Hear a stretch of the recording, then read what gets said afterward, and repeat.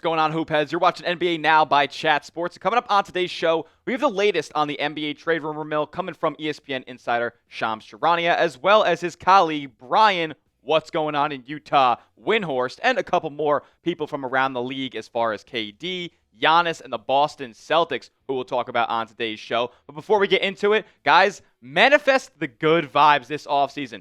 Brian Windhorst, Shams, they're saying it's going to be absolutely bonkers. So if you want your team to be a part of it and make a big move, go down below and hit that thumbs up icon like today's video.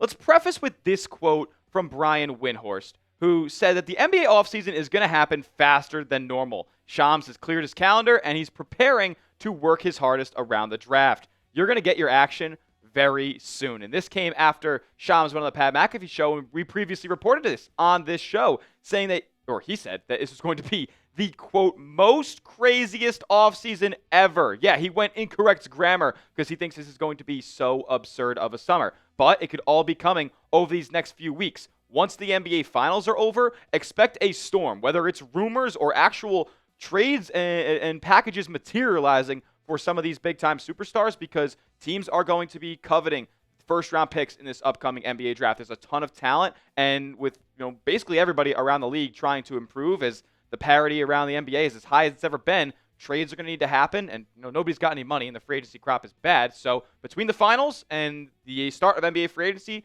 expect a storm of trade rumors and trades potentially materializing and coming to fruition. So let's talk about the NBA trade rumor mill, the biggest stories around the association. The Giannis trade rumors. Are they dead? Is it over for Giannis potentially finding a new home this offseason after original reports of him being open-minded about finding a new home? Well, Brian Windhorst came out and said this, that there is no Giannis trade market and there are no Giannis trade discussions. Milwaukee's not trying to move him, and Giannis has not signaled to them whatsoever that he is requesting out of Milwaukee. And honestly, quite the contrary. Giannis took to Twitter, as he has kind of been doing this offseason, stirring up a little controversy. He's a little bit of an internet troll, the Greek Freak is. And he said that the finals, he was asked about the NBA Finals. He said he was just rooting for good basketball. And he said that the finals are different. I hope to be back soon with the Bucks. And, look, the Eastern Conference is pretty wide open next season. And Giannis is the best player in that conference, bar none at this point. So there's absolutely a chance that Milwaukee has a surprise season, turns it around, and makes a finals run. But that supporting cast is not too inspiring, especially when you consider some of their better players are impending free agents. But Shams said this. He just says that it's probably not completely dead based on the words you're about to hear. From what I'm told, his status is not to be tied to the NBA draft. It won't be tied to free agency. It's much more likely that his future plays out into July and into August in terms of him seeing the landscape of not only the Bucks, but seeing the landscape of the league, seeing what other teams do. I mean, listen, when you're a star of that caliber, the league moves for you. The league moves how you want it to move. The league will move when you're ready to ask for a trade, or if you're ready to then say, I'm staying. I want to be a Buck. And look, if he ends up requesting out, or there actually are, real rumors and real legs to a Giannis trade, the would-be market, because Windhorst said there's no market at this point, but the would-be market isn't even that big, right? Like, it would have to be a contender and have to be a team that has a package that Milwaukee would be comfortable taking back, because they're not, clearly not in the market of trading Giannis, and they're not trying to make that move at this point. So the Spurs, the Rockets are two teams that have packages, but then you talk about teams like the Knicks or even the Warriors. Those are teams that Giannis would have to demand to play for and nowhere else in the NBA. So the market isn't exactly big, and yeah, anything can change at this point, but it doesn't seem like Giannis wants out of Milwaukee. He said he just wants to go back to the NBA Finals very, very soon with the Bucks, and I guess their sales pitch of Doc Rivers and the wide open Eastern Conference worked, because he actually went took to Twitter again and doubled down. This is a quote tweet of finals stats and where Giannis actually ranked pretty highly among some NBA legends. And he said, let's get back there. So Giannis wants to go back to the finals, and Giannis wants to go back to the finals with the Milwaukee Bucks. Teams have been reported as being skeptical, as Giannis is kind of the symbol of loyalty outside of Steph Curry in the NBA. He's been with the Bucks since day one, and there have been trade rumors multiple seasons. He has stuck true to Milwaukee, and that looks like what's going to be the case heading into 25-26. But you can tell me, does he play for the Bucks next season, or does it a new team for the Greek Freak? Comment down below. Type B for the Bucks, or if he gets traded, tell me what team Giannis is donning a jersey for in the 2025-26 NBA season. Let's move on to the Kevin Durant sweepstakes, as it really, I guess, seems like there is a sweepstakes per Shams Charania at this point, but there might only be one team that looks like they're in the driver's seat to make a Kevin Durant trade. Shams, with this, said the Phoenix Suns and Kevin Durant's business partner, boardroom CEO Rich Kleiman, have met multiple times over the past week and are sifting through trade scenarios, sources tell ESPN. The two sides are expected to work together on potential trade destinations, Phoenix and Durant. Teams that have expressed interest in Durant, according to sources, mainly feature the Houston Rockets, the San Antonio Spurs, Miami Heat, Minnesota Timberwolves, and New York Knicks. I wonder who told you that a couple of weeks ago. Several wildcard suitors have also made inquiries on Durant over the past 7 to 10 days. Look, that list of teams has been, kind of the ones that have been rumored for a while. But we did have a little bit of a source off going on, as Stephen Bondy of the New York Post actually reported that the Knicks are not in that mix for Giannis. So I guess you could take one of those teams off of the list, but Durant, excuse me. Knicks are off the market for Durant. Giannis trade's probably not going to happen anyway.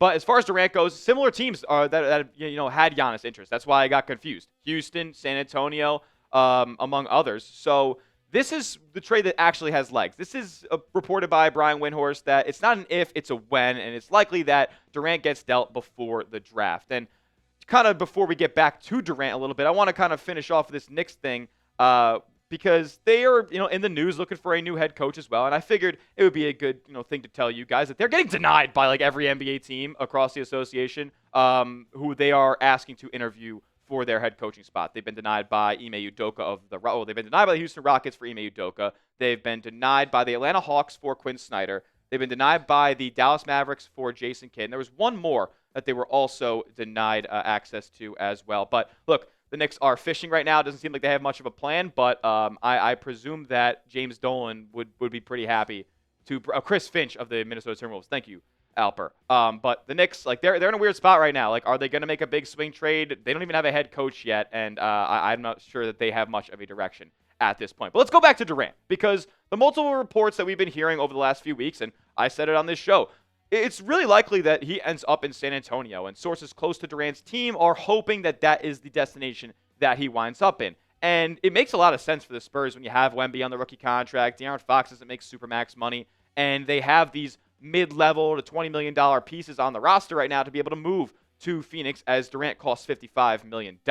So that seems likely, and with the asking price being lower, they have kind of a sweet spot draft pick to send over there to Phoenix. Number 14 in this year's draft, I think it's the Hawks pick, would be kind of that sweet spot, like a Devin Vassell, Harrison Barnes, or Keldon Johnson, and then the number 14 pick package going over to Phoenix for Durant. Like, that just seems like what makes the most sense at this point. It doesn't seem like the Rockets are all the way in. The Knicks, like, there's obvious contradictions and source-offs between Shams and the New York media, so they don't really seem all the way in. And do the Heat really have a good trade package? The Timberwolves, though, that is a team that I would not sleep on. We'll talk about them in a second. But as far as San Antonio goes, Bill Simmons thinks it's already finalized. Like, I was listening to his podcast, and he was saying, I wouldn't be surprised if it's already a done deal and that they're just waiting for the finals to end and, kind of basically waiting for that, dull period between the finals ending and the NBA draft to finalize the details and announce it to the public. So I think that actually could be the case, to be quite honest with you. But based on what Shams was reporting, who knows how accurate that can all be at this point.